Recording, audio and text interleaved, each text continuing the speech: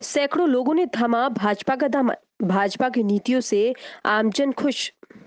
जी हां, 20 मार्च जाखल में सैकड़ों लोगों ने इनेलो नेता आशीष बंसल के नेतृत्व में भाजपा का दामन थामा। भाजपा प्रदेश अध्यक्ष सुभाष बराला ने पार्टी में शामिल इनेलो कांग्रेस सहित अन्य पार्टियों के कार्यकर्ताओं को भाजपा का चुनाव चिन्ह अंकित पट्टा पहनाकर सभी का स्वागत किया।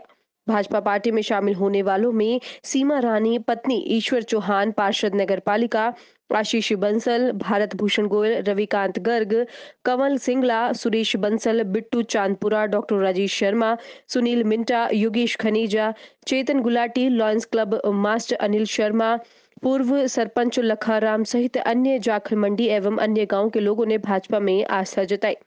इस मौके पर भाजपा में शामिल अन्य पार्टियों के कार्यकर्ता एवं अन्य लोगों को संबोधित करते हुए कहा कि भाजपा ने हमेशा सबका साथ सबका विकास के नारे को चिरार्थित करते हुए बिना भेदभाव के समस्त प्रदेश में विकास करवाया। वहीं बिना भेदभाव के हजारों लोगों को नौकरियां देने का काम किया है। वहीं बराला ने कहा कि जाखल मंडी की वर्षों पुरानी समस्याओं का समाधान करवाने का काम किया, जैसे कि पानी की निकासी का प्रबंध, रेलवे ओवरब्रिज का निर्माण, अंडर रेलवे पासिंग का निर्माण के लिए राशि मंजूर करवाना, बस स्टैंड का निर्माण, आईटीआई का निर्माण, उप तहसील एवं बीडीपीओ भवन का निर्माण सहित करोड़ों रुपए का बजट जाखल टोहाना में खर्च करवाने का काम किया है। वहीं भाजपा प्रदेश अध्यक्ष सुभाष बराला ने कहा कि भाजपा की नीतियां आम जन के हित को लेकर बनाई और लागू की जाती हैं, न कि एक विशेष परिवारवाद को लाभ पहुंचाने के लिए। इसलिए आमजन व दूसरी राजनीतिक पार्टी के कार्यकर्ता नेता भाजपा की नीतियों से खुश होकर लगातार भाजपा में शामिल हो रहे हैं।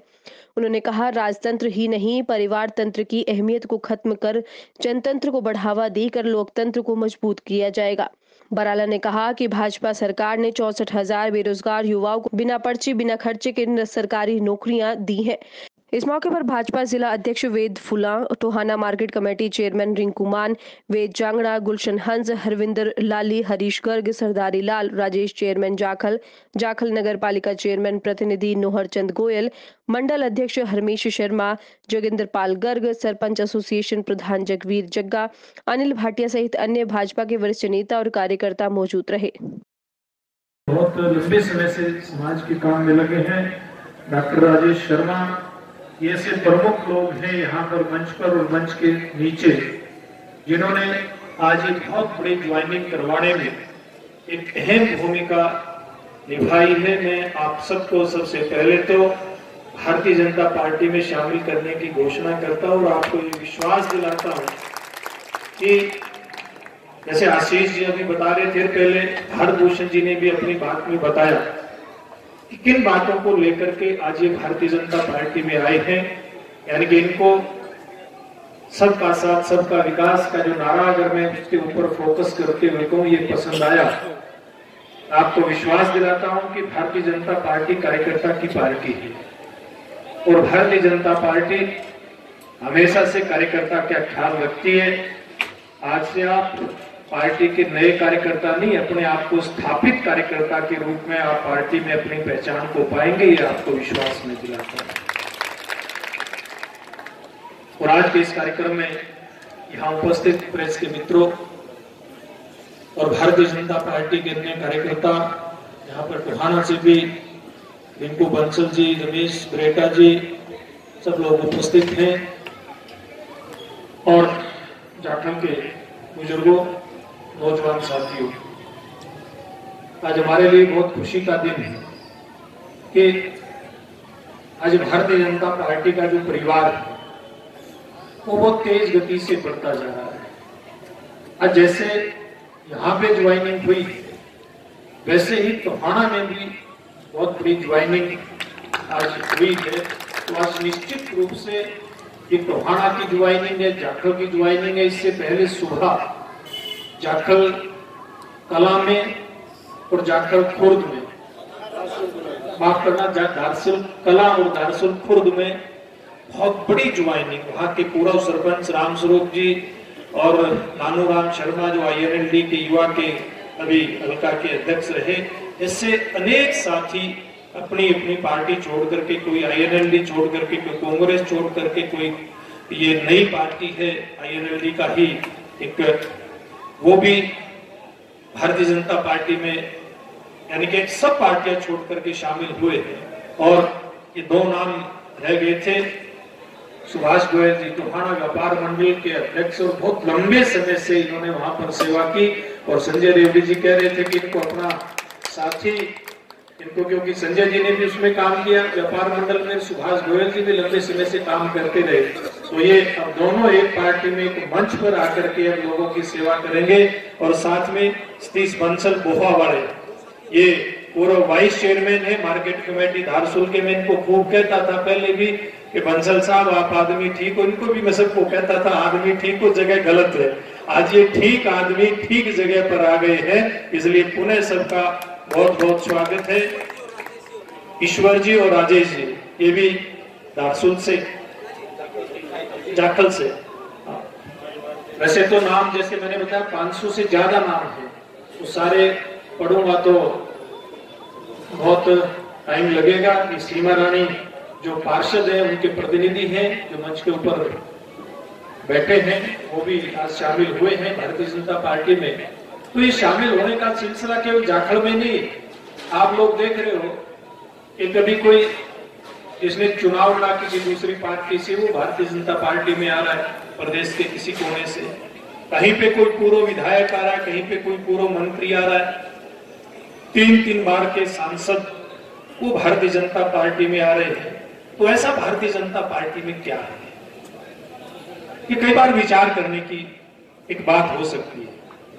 और मैं आपको एक बात बताऊं कि आज भारतीय जनता पार्टी जो नरेंद्र मोदी जी के नेतृत्व में जिसने देश के अंदर सरकार बनाई, और जब ये दुनिया की सबसे बड़ी पार्टी सदस्यों के नाते बने, यानी कि आज देश में जो पार्टी जनसंघ के रूप में जिसकी 11 सदस्यों से शुरुआत हुई थी, आज वो 11 करोड़ से ज्यादा सदस्यों की पार्टी है।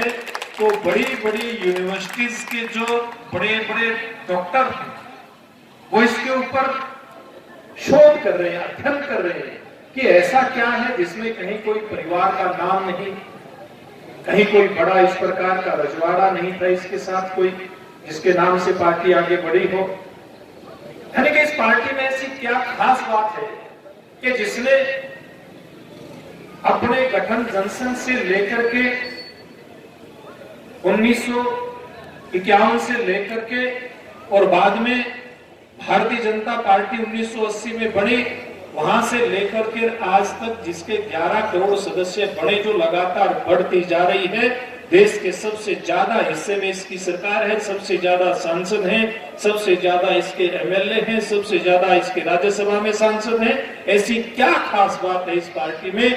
इसके ऊपर बड़ी बड़ी यूनिवर्सिटीज के बड़े बड़े जो बुद्धिजीवी लोग हैं वो इसके ऊपर शोध करना उन्होंने शुरू कर दिया कि क्या खास बात है। और ये वास्तव में है भी अपने आप में बात, लेकिन मैं एक साधारण रूप में एक बात कहता हूं, बहुत एक साधारण सी बात। देश को आजादी दिलवाई, बड़े बड़े योद्धाओं ने अपने प्राणों का बलिदान दिया। और 3 का तो 23 मार्च को यानी कि 2 दिन बाद ही, 3 दिन बाद ही उनका शहीदी दिवस, शहीद भगत सिंह, राजगुरु, सुखदेव आने वाला है। सुभाष चंद्र बोस जिन्होंने उस समय के अंदर 60,000 से ज्यादा योद्धाओं की एक ऐसे सेना बनाई थी जो हर समय अपने जान को हथेली पे रख के काम करते थे, अनेक थे। महात्मा गांधी जी ने एक सामाजिक आंदोलन उस समय में खड़ा किया, राजनीतिक आंदोलन खड़ा किया। लेकिन ये दुर्भाग्य रहा हमारे देश का कि आजादी के बाद जिस प्रकार की सरकारें इस देश के अंदर बनी, वो सरकार यानी कि दुनिया के सबसे बड़े लोकतंत्र में लोकतंत्र के नाते सरकार तो बन गई, रजवाड़े खत्म हो गए।